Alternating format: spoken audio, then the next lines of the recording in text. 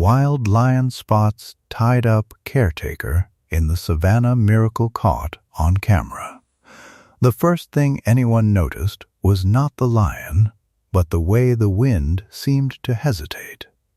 It moved across the savannah in slow, uncertain breaths, brushing over tall, amber grass that whispered like a warning no one could quite understand.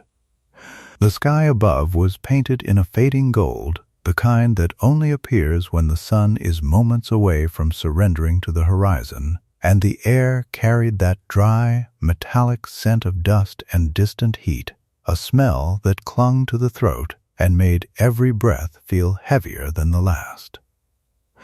And in the middle of it all stood the lion, massive, still, watching. His mane, thick and sunburnt at the edges, caught the last light like strands of fire. But there was something wrong, something deeply, unsettlingly wrong. He wasn't stalking, he wasn't crouched low with the familiar coil of predatory instinct. He wasn't even blinking the way a hunter does when calculating distance and timing. He was waiting, not for prey, for something else. A few meters ahead of him, partially hidden by the uneven grass, lay a man bound motionless, his body twisted in a way that made the stomach tighten instinctively. The ropes dug harshly into his wrists, the coarse fibers soaked with sweat and dirt, and the scent of fear lingered around him like an invisible cloud, sharp, acidic, undeniable. The lion took a step forward, slow, measured, almost careful. The ground beneath his paws shifted softly, dry soil crunching under weight that should have brought dominance, but instead carried hesitation. His nostrils flared, drawing in the human scent, the salt of skin, the iron hint of blood, the faint trace of something familiar buried beneath layers of distress. And then he stopped again, as if he recognized him, or as if something inside him refused to complete the action nature demanded. Before we uncover what happens next, this moment that left even seasoned wildlife experts speechless, take a second to connect with this story. Wherever you're watching from, drop your location and the current time in the comments. It's incredible to see how stories like this travel across the world. And if you feel drawn to moments where the line between instinct and emotion begins to blur, make sure you like and subscribe, because what unfolds here is something you won't forget. The savannah stretched endlessly in every direction, a living, breathing ocean of gold and green, its surface shifting with every whisper of wind. The heat of the day still lingered, rising from the earth in slow, invisible waves, wrapping everything in a dry, suffocating embrace. The smell of sun-baked grass mixed with distant animal musk, creating a scent so uniquely wild it felt almost alive. This was a place governed by instinct, by hunger, by survival. And yet, this lion had once known something else. The man lying in the grass, his name was Daniel, had spent years here, not as a conqueror, not as a tourist chasing thrill, but as a caretaker. Someone who had learned to read the language of ears flicking in the distance, of tails swaying with subtle intention, of breathing patterns that spoke louder than sound. He had raised this lion, Quito, from a cub, back when his fur was soft, almost too soft for the harshness of this land, when his tiny paws stumbled more than they walked, and his cries carried the fragile pitch of something that needed protection rather than commanded it. Daniel had been there through it all, the bottle feedings, the first unsteady steps, the nights filled with restless pacing and quiet reassurance. There had been trust, a bond that went beyond training or routine, the kind that forms when two beings, so completely different, learn to exist in each other's presence without fear. But nature has its own rules, and time has a way of rewriting everything. Quito had grown. Stronger, faster, wilder. The soft fur had turned coarse, thick with the dust of countless days under the sun. His playful swipes had become powerful enough to break bone, his curiosity replaced by the sharp awareness of a predator who now stood at the top of the food chain. And so, like all lions raised in human care, there came a moment when distance became necessary. For safety, for survival, for both of them. Years had passed since Daniel had last stood this close. And now, here they were again. But something had gone terribly wrong. The ropes around Daniel's wrists weren't part of any training. The bruises darkening his skin, the shallow cuts lining his arms, none of it belonged here. The air carried not just the scent of fear, but of violence, recent, unresolved. Somewhere in the distance, a vulture called, a low, haunting sound that echoed through the open land like a reminder of how quickly life could end here. Quito moved again, closer this time. His golden eyes never left Daniel's body, scanning, analyzing, not like prey, but like memory trying to piece itself back together. His ears twitched, catching the faintest sound, a shallow, uneven breath. Alive. Daniel was alive, and something shifted. Back at the reserve's edge, a small team of rangers and veterinarians watched through binoculars, their faces tense, their hands restless. The heat pressed against their skin, sweat gathering at their temples. But none of them moved. None of them dared to interrupt what was unfolding. Why isn't he attacking? One of them whispered, voice barely cutting through the thick air. No one answered, because no one knew. They had found Daniel missing hours earlier, signs of struggle, tracks that didn't belong. And then, finally, this, bound, left in the open, in lion territory. It should have been over already, but it wasn't. And that was the part no one could explain. Quito lowered his head, slowly, carefully.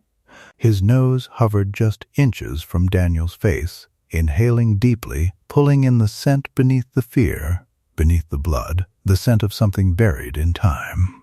Recognition. A low sound rumbled in his chest. Not a growl, not quite. Something softer, deeper, conflicted. Daniel's fingers twitched, just slightly. The rope tightened against his skin as his body shifted, and a faint, strained breath escaped his lips. The smell of pain intensified, sharp and undeniable, and for a split second, Quito's muscles tensed, the ancient instinct flickering like a spark in dry grass. But then, he stepped back, as if resisting it, as if choosing something else. The experts watching felt it, that shift. That's not predatory behavior. One of them murmured, eyes narrowing. That's assessment.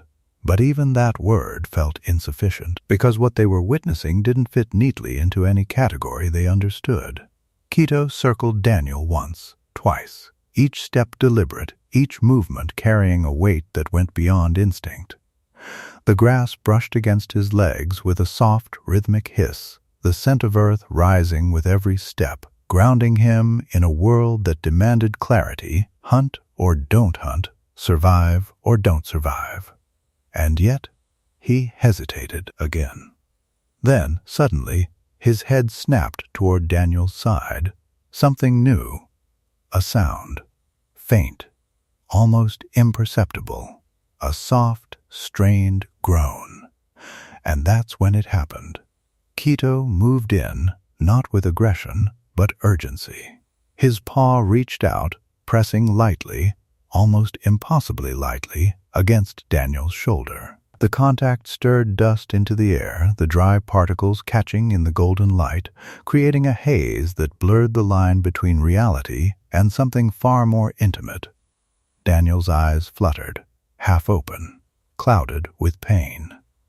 But in that brief, fragile moment, they met Quito's, and everything changed, because there was no fear in that look, only recognition. And something else. Trust. The kind that doesn't come from logic, but from something deeper, something older. The veterinarians watching felt their breath catch. He knows him, someone whispered, not as prey, not as a stranger, but as something familiar. Quito leaned closer, his breath warm, carrying the scent of wild grass and raw life.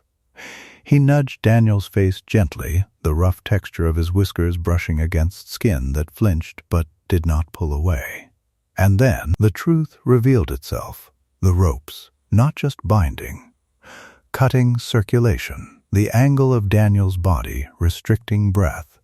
He wasn't just in danger from the lion, he was already dying, slowly, silently, and somehow Quito understood.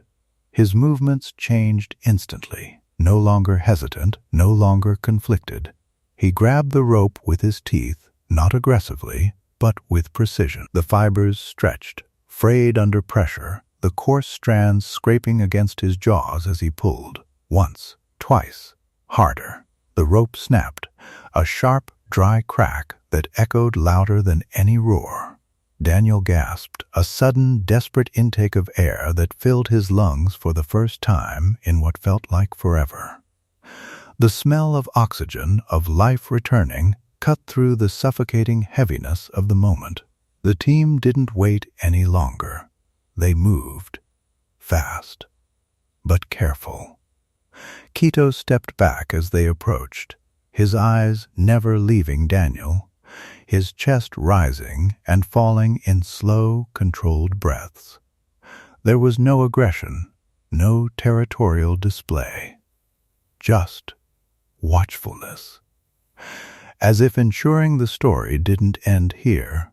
As the ropes were fully removed, as medical hands worked quickly, checking pulse, stabilizing, lifting, Daniel's breathing began to synchronize with something else. Quito's. Inhale. Exhale. Two different beings, one rhythm. The tension that had gripped the air began to dissolve, replaced by something softer, relief, fragile, but real. The wind picked up again, carrying with it the scent of cooling earth, of a night that promised rest instead of loss. Daniel's hand moved weakly, reaching, not for the rescuers, but toward Quito, and for a moment, just a moment, the lion leaned in, allowing it. That brief contact, skin to fur, human to wild, past to present. And then he turned, walking away into the tall grass, his form slowly dissolving into the golden expanse, leaving behind nothing but footprints, and a story that would challenge everything people thought they understood. Because what does it mean when a predator chooses not to kill? When instinct pauses, when memory speaks louder than hunger? Perhaps there is something else at play, something we don't fully grasp, a kind of awareness that doesn't rely on language, a recognition that lives in scent, in sound, in the subtle patterns of presence and absence, a sixth sense, not mystical, but deeply real, the kind that forms when connection is genuine, when trust is earned, not forced, when respect exists on both sides of the invisible line between human and animal. Daniel would recover, slowly. The scars would remain, on his skin, in his memory, but so would that moment. The moment a lion remembered. And chose. If this story moved you, if it made you question where instinct ends and emotion begins, take a moment to like this video and subscribe for more stories that explore the hidden intelligence of the natural world. Share this with someone who believes animals are driven only by instinct, and ask them what they think now. And tell me, have you ever experienced a moment where an animal seemed to understand you in a way no words could explain?